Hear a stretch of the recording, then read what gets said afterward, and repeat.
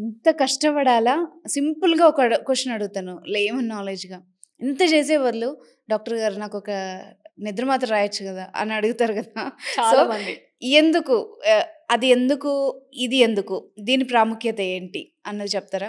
So 50% of the people అలా అడిగేవాళ్ళు ఉంటారు. నాకేదన్నా నిద్ర మాత్ర ఇవ్వండి. ఏదో ఒక నేను అది మెడికేషన్ వేసుకుంటాను. ఇచ్చేసేయండి సరిపోద్ది. ఇప్పుడు నాకు ఈ ఏజ్‌లో నాకొక 70 ఇయర్స్ వచ్చినాయి. ఇప్పుడు నేను ఏముంటే ఏముంది ఇదంతా ఆ! నాకెందుకు? నేను ఒక టాబ్లెట్ ఏసుకొని పడుకుంటాను అనేవాళ్ళు ఉంటారు. ఆ!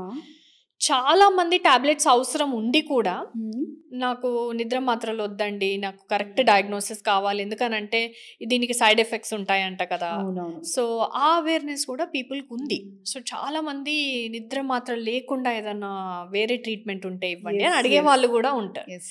So, what we explain is పేషెంట్స్‌కి నిజంగా ఇన్సోమ్నియా అనే ప్రాబ్లమ్ ఉంది. నిద్ర లేమితనం ఉంది. అండ్ వాళ్ళకి రీజన్ అనేది ఓన్లీ జెనెటిక్ ఉంది. సో, వాళ్ళ తల్లిదండ్రులకు ఉండడం వల్ల వాళ్ళకొచ్చింది అంతే. ఓకే. అది ఏజ్ ఏదైనా గానీ వాళ్ళు నిద్ర మందులు వాడాల్సిందే. సో, నిద్ర మందులు దేనికైతే అవసరమో అది కంపల్సరీ వాడాలి. కానీ అది డయాగ్నోసిస్ మనం పర్ఫెక్ట్‌గా చేసినప్పుడు మనం ఎందుకంటే ఒక టాబ్లెట్‌కి సైడ్ ఎఫెక్ట్ అనేది ఉంటది. ఖచ్చితంగా ఉంటాయి. కానీ యెస్. దాని బెనిఫిట్ ఎక్కువుంది సైడ్ ఎఫెక్ట్ కంటే అన్నప్పుడు మనం డెఫినిట్‌గా ప్రిస్క్రైబ్ చేయాల్సిందే. పేషెంట్ డెఫినిట్‌గా వాడాల్సిందే. సో, అలాంటి పేషెంట్స్ ఉంటారు. బట్ స్లీప్ యాప్నియా ఉంది. దీంట్లో ఏమవుతదంటే బ్రెయిన్ ఆక్సిజన్ తక్కువవుతుంది అని లేవాలనే సిగ్నల్స్ ఇస్తుంటది. హుహు. ఈ లేవాలనే సిగ్నల్స్‌ని నిద్ర మాత్రలు ఆపేస్తుంటాయి.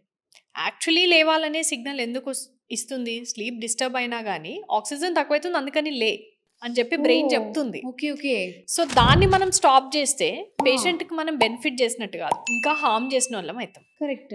So, that's why every patient is not fit for sleeping పిల్.